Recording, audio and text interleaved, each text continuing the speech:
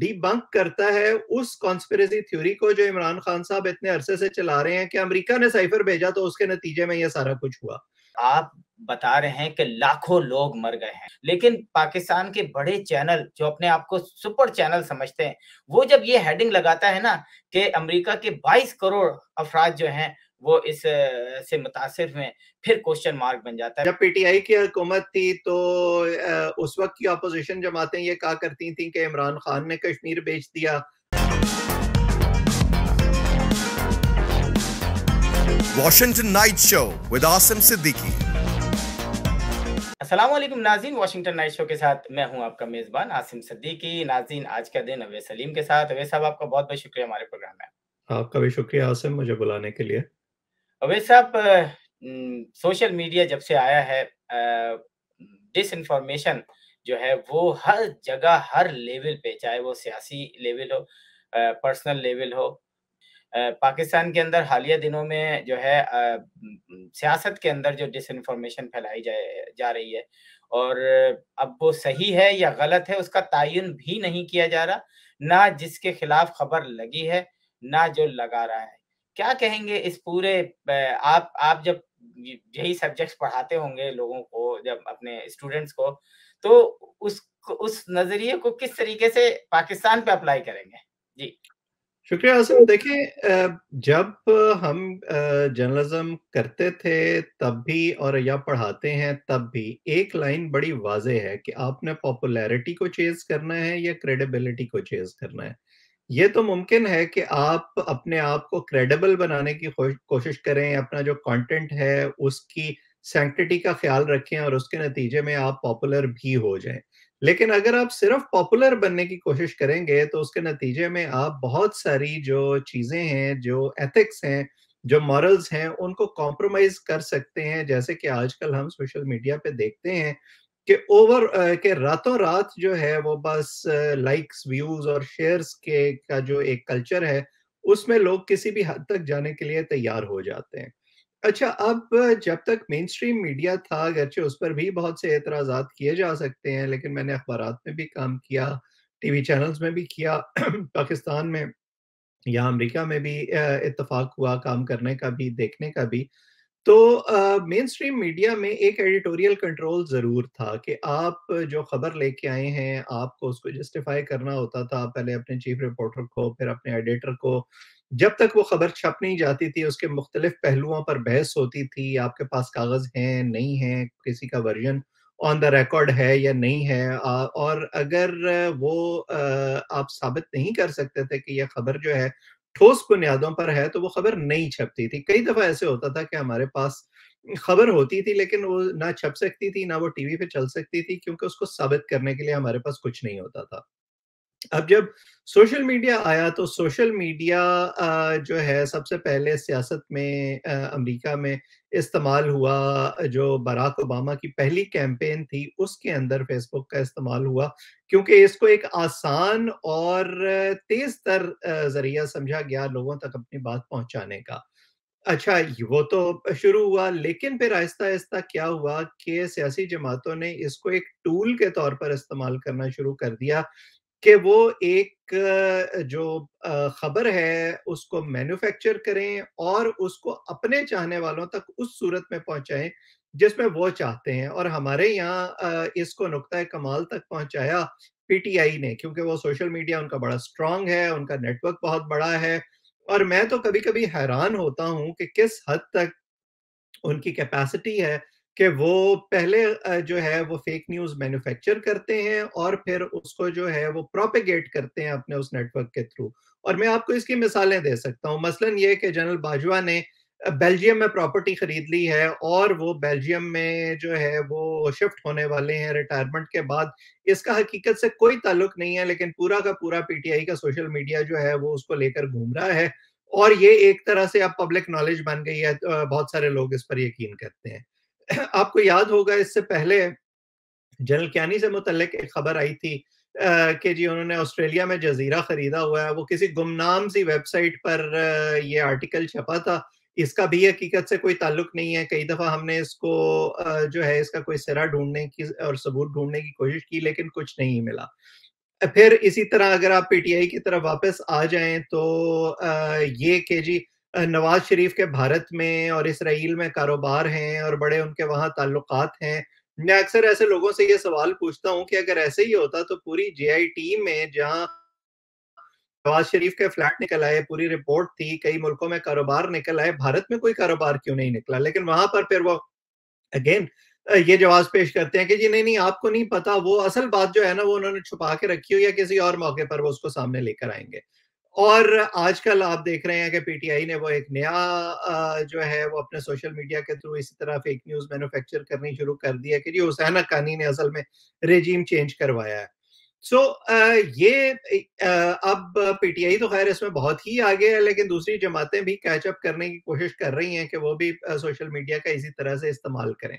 اچھا, جو زیادہ میرا خیال ہے کہ نقصان دہ چیز ہوئی ہے کہ مین سٹریم میڈیا جو کال آؤٹ کرتا اس طرح کی فیک نیوز کو اور آتھینٹک خبریں دیتا, سچ کو سامنے لاتا اور لوگوں کو یہ بتاتا کہ جو خبر آپ تک پہنچ رہی ہے وہ کیوں صحیح یا غلط ہے, وہ خود بھی اسی راہ میں بہنا شروع ہو گئے ہیں. اور جو مین سٹریم میڈیا اور سوشل میڈیا کی لائن ہے وہ بڑی بلر ہونا شروع ہو گئی ہے. اگر آپ دیکھیں تو بہت ساری ایسی خبریں جو آپ کو دن میں ٹویٹر پر یا کسی اور سوشل میڈیا پلیٹ فارم پر نظر آتی ہیں, کچھ عرصے کے بعد ایسے لگتا ہے کہ وہ بلکہ چند ہی گھنٹوں کے بعد وہ مین سٹریم میڈیا میں پہنچ جاتی ہیں, کسی نہ کسی ٹی وی چینل پر آپ کو چلتی ہوئی نظر آتی ہے.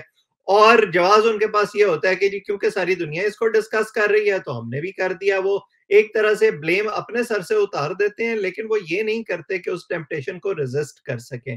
جیسے آپ خود ہی ابھی تھوڑی دیر پہلے تذکرہ کر رہے تھے کہ امریکہ میں یہ جو برفانی طوفان آیا ہے اس کے حوالے سے پاکستان میں اب یہ خبریں چلائی جا رہی ہیں کہ جی امریکہ میں تو شاید 70% لوگ جو ہیں وہ اس سے متاثر ہو گئے ہیں, اور جو ہے وہ آدھے سے زیادہ امریکہ میں بجلی نہیں ہے, اور پتہ نہیں لاکھوں لوگ شاید مر چکے ہیں یا زخمی ہو چکے ہیں. حالانکہ اس کا حقیقت سے کوئی تعلق نہیں ہے. کوئی 50-60 لوگ جو ہیں ان کی جان گئی ہے ابھی تک, کچھ ہزار یا چند لاکھ لوگ جو ہیں وہ متاثر ہوئے ہیں جن کے پاس بجلی نہیں ہے, لیکن یہ چند سٹیٹس تک محدود ہے. لیکن اس کو اس طرح سے بلو اپ کر کے لوگوں کے سامنے پیش کیا جاتا ہے, خاص طور پر وہ چینل جو پی ٹی آئی سے ہمدردی رکھتے ہیں, بول یا اس قسم کے دوسرے چینل جن کا جو اپنے حامیوں تک یہ بات پہنچانا چاہتے ہیں کہ خان صاحب کو کیونکہ امریکہ نے ناراض کیا اور ان کا ریجیم چینج کیا ہے مبینہ طور پر, تو اب اس کے نتیجے میں امریکہ تباہ ہونے ہی والا ہے.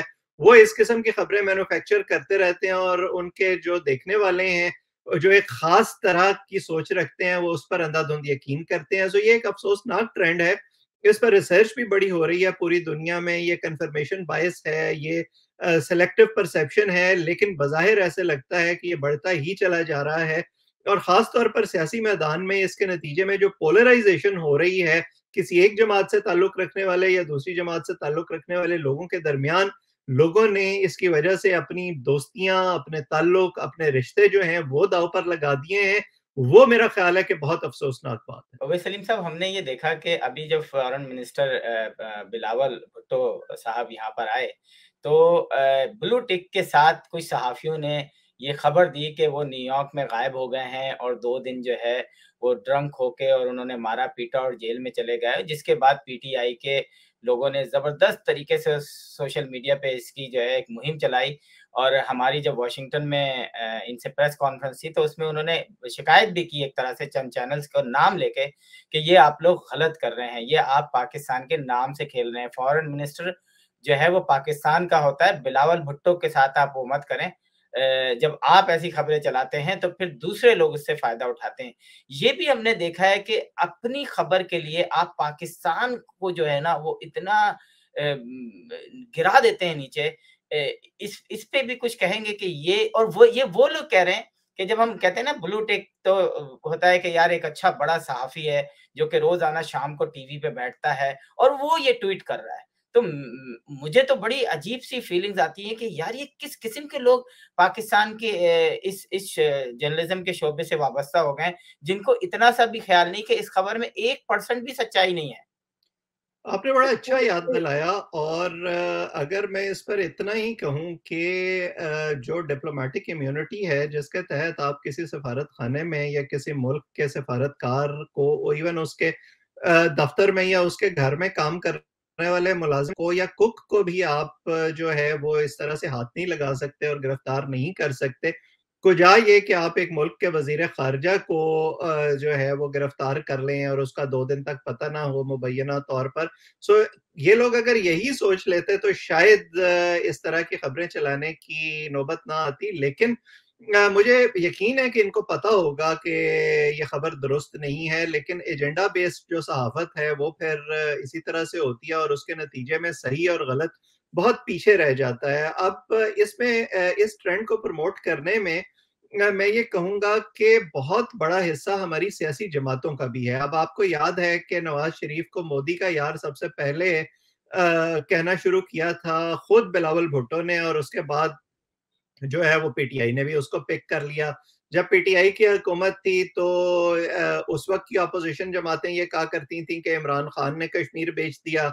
अब पीटीआई अपोज़िशन में है और जिन जमातों की हुकूमत है तो पीटीआई उन पर इल्ज़ाम लगाती है कि जी इन्होंने भारत के साथ दोस्ती कर ली, ये अमेरिका के साथ दोस्ती कर रहे हैं और मुल्क को बेच रहे हैं। अनफॉर्चुनेटली हमारी सियासी जमातें जो हैं वो ये मानने पर तैयार नहीं होती कि इकोनॉमी या फॉरेन पॉलिसी जैसे जो मामलात हैं जिनकी हसास नौइयत होती है, उनको इस तरह के छोटे-छोटे सियासी मफादात से बालातर रखना चाहिए। और उसी रॉ में क्योंकि ये लोग न्यूज़ मेकर होते हैं, टीवी चैनल भी आजकल और उनसे वाबस्ता सहाफ़ी भी कभी किसी एक जमात से और कभी किसी दूसरी जमात से जुड़े हुए होते हैं, तो वो भी फिर जो है वो लाइन लेकर चलना शुरू हो जाते हैं और उसमें सच कहीं बहुत पीछे रह जाता है, जैसे कि आपने तज़किरा किया। बिल्कुल, आपने सही कहा। अब हम थोड़ा-सा हुसैन हक्कानी की तरफ चलते हैं कि अभी जो औरिया मकबूल जान जिनको अमेरिका आने पर पाबंदी लगा दी अमेरिका ने अमेरिका ने, और वो सबको पता है क्यों ये लगाई। ये वैसे ओरिया मकबूल जान साहब खुद ये क्लेम करते हैं, अभी तक अमेरिका ने बाज़ाब्ता तौर पर ऐसा कोई ऐलान नहीं किया। अच्छा, ये मैं आपको बताऊँ कि इन्होंने एक प्रोग्राम किया था टीवी पे, जिस पे इन्होंने अमेरिका के खिलाफ बड़ी नफ़रत आमेज़ उस प्रोग्राम में बातें कही थी। और उस प्रोग्राम के बाद जो है, कुछ अरसे के बाद यहाँ पे उस पे मैंने भी प्रोग्राम कई किए थे कि क्योंकि हमें पता था कि भई आप कौन हैं कि आप कहते हैं कि जी एक क्रेडिट कार्ड की वजह से अमेरिकन शहरी जो हैं कैद में हैं। उन्होंने पूरा डिज़ाइन बनाया था कि क्योंकि क्रेडिट कार्ड की चिप जो है वो आपके लगी हुई है, तो आप कहीं जाते हैं। वो पूरा एक तरह से उन्होंने अमेरिका के खिलाफ प्रोग्राम किया था और उसके कुछ महीनों के बाद उनको जो है एक मुमकिन है, मैं सिर्फ ये कह रहा हूँ कि अभी तक अमेरिका की तरफ से इस हवाले से कोई बाज़ाब्ता ऐलान नहीं आया। हाँ, क्योंकि मेरा ख़्याल है वो कोई इतने इम्पोर्टेंट शख्सियत भी नहीं थे। उनके पास पाकिस्तान का कोई ओहदा नहीं था, वो एक आम इंसान थे। अब वो किस-किस तरीके से यहाँ पे कितने लोग रोज़ाना डिपोर्ट होते होंगे, हमें तो नहीं पता। जो इन उन्होंने प्रोग्राम में बात की कि हुसैन हक्कानी ने ये सारे रेजिम चेंज की है और मेमो गेट और ये सारा, ये बात कैसे इमरान खान के ज़हन में आई कि अब मैं ये बात कर दूँ? क्योंकि ये बात तो दफ़न हो गई है, जनरल पाशा दफ़न हो गए हैं। अ, मैं ये बात उसी से जुड़ती है जो हम पहले बात कर रहे थे कि पीटीआई से ताल्लुक रखने वाले एक सोशल मीडिया एक्टिविस्ट जो हैं, उन्होंने सबसे पहले अपने ट्विटर पर ये एक थ्रेड किया। और आजकल आप पीटीआई के सोशल मीडिया को देखा करें कि वो क्या चीज़ प्रमोट कर रहे हैं, क्योंकि उससे अपनी अगली ही तकरीर में इमरान खान साहब ने वो बात कर देनी होती है। ये थ्रेड वहाँ से चला, मैंने भी वो थ्रेड देखा और मैंने उस थ्रेड पर सिर्फ़ एक कमेंट किया कि अगर हम ये बात दुरुस्त मान लें कि जी ये जनरल बाजवा ने जो है ये सारा कुछ ऑर्केस्ट्रेट किया, हुसैन हक्कानी को हायर किया और ये सारा कुछ रावलपिंडी से शुरू हुआ, तो फिर ये तो सबसे पहले डिबंक करता है उस कॉन्स्पिरेसी थ्योरी को जो इमरान खान साहब इतने अरसे से चला रहे हैं कि अमेरिका ने साइफर भेजा तो उसके नतीजे में ये सारा कुछ हुआ।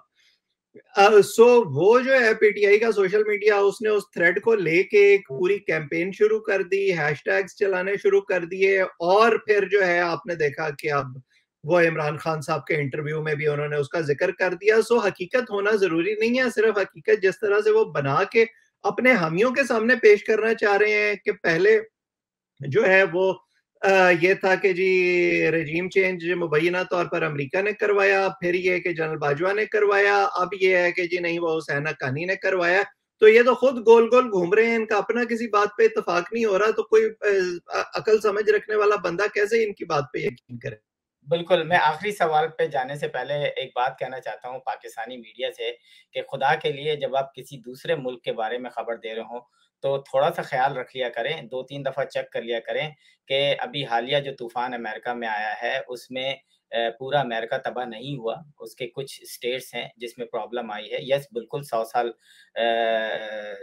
تک ان اسٹیٹ میں تقریباً 100 سال کے بعد ایسی آفت آئی ہے۔ 64 کے قریب لوگ اس میں جو ہیں اس وقت مرے ہیں، اور آپ بتا رہے ہیں کہ لاکھوں لوگ مر گئے ہیں۔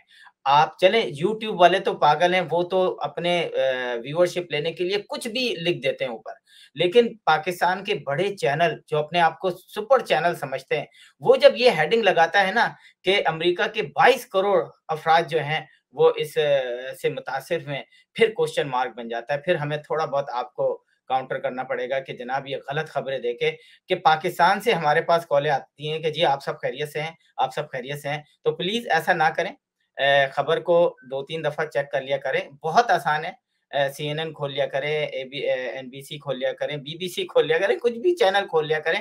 آپ امریکہ کے اندر اناؤنس ہوتا ہے، ہر گھنٹے 2 گھنٹے بعد پریس کانفرنس ہوتی ہے، پریس ریلیز جاری کیا جاتا ہے، کتنے لوگ مرے، کتنے لوگ 1.5 ملین لوگ جو ہیں اس میں پرابلم میں پھنسے ہیں، اور انشاءاللہ یہ بڑے بڑے قطرینہ جیسے اس سے نمٹ لیا ہے تو یہ بھی اس سے بھی نمٹ لیں گے۔ تو چلیں اویس صاحب، آخری کوشچن یہ ہے کہ ایک نیا پاکستان کے اندر، پاکستان کے سب سے بڑے شہر کراچی کے اندر 3 MQM جو ہیں وہ آپس میں مل گئی ہیں، تو ہمیں ایسی ہی خبر آ رہی ہیں کہ شاید ان تینوں کو ملایا جا رہا ہے کراچی کے وہ تمام ووٹ لینے کے لیے جو شاید اب کسی دوسری جماعتوں میں شاید جائیں۔ کیا کہیں گے کہ یہ ایک اچھا عمل ہے، کراچی والوں کے لیے بہت اچھا عمل ہے، یا یہ صرف وقتی طور پہ سکون حاصل کرنے کے لیے کیا جا رہا ہے؟ دیکھیں ابھی تک تو اس حوالے سے صرف افواہیں گردش کر رہی ہیں۔ میں صرف اتنا کہنا چاہتا ہوں کہ اگر ہمارے ادارے نے یہ فیصلہ کر ہی لیا ہے، جس کا انہوں نے کم از کم اعلان تو کیا ہے کہ جی ہم اے پولیٹیکل ہیں، تو پھر ان کو اے پولیٹیکل ہی رہنا چاہیے۔ اور ہمارا مسئلہ یہ ہے تاریخی طور پر کہ جب ان کا ایک تجربہ ناکام ہو جاتا ہے تو وہ اس سے یہ سبق نہیں سیکھتے کہ تجربہ کرنا ان کا کام نہیں ہے، وہ مزید تجربے کرنا شروع ہو جاتے ہیں کہ شاید جو ہم پچھلی دفعہ نہیں کر سکے وہ اس دفعہ ہم درست کر لیں گے۔ کراچی نے ہمیں پچھلے 4-5 سال میں جو ہے وہ یہ سبق ضرور دیا ہے کہ جو الیکٹریٹ تھا وہ کسی اور کے پیچھے جس کو متبادل بنا کر ان کے سامنے پیش کیا جا رہا تھا اس کے پیچھے جانے کو تیار نہیں ہوا۔ سو جو بھی ان کی جینوئن قیادت ہے جس کو وہ تسلیم کرتے ہیں اس کو وہاں موجود ہونا چاہیے۔ ہاں، لا اینڈ آرڈر کا جو مسئلہ ہے وہ یقیناً ہماری سیکیورٹی ایجنسیز کی ذمہ داری ہے، اس کو وہ مینٹین کریں، اس کو خراب نہ ہونے دیں۔ باقی سیاست کون کرتا ہے اور کس طرح کرتا ہے وہ سیاسی جماعتوں کا معاملہ ہے، اس کو انفلوئنس کرنے کی کوشش نہیں کرنی چاہیے۔ بالکل، مجھے بھی ایسے ہی لگتا ہے، کیونکہ آپ کو پتہ ہی ہے کہ اس کے پیچھے کون تھا اور اب نہیں ہے، تو شاید ان لوگوں نے ڈیسائیڈ کیا کہ اب ہمارے پیچھے کوئی نہیں ہے تو ہمیں ایک ہونا پڑے گا۔ لیکن آپ کی بات صحیح ہے کہ اس خبر کی ابھی تک کوئی ایسی کوئی پریس ریلیز یا اس طرح کی کوئی چیز جاری نہیں ہوئی ہے۔ ویسے صاحب آپ کا بہت بہت شکریہ آج کے پروگرام میں اپنا امپورٹنٹ تجزیہ دینے کے لیے۔ آپ کا بھی شکریہ۔ تو ناظرین، اگلے پروگرام تک کے لیے عاصم صدیقی کو اجازت دیجیے۔ خدا حافظ۔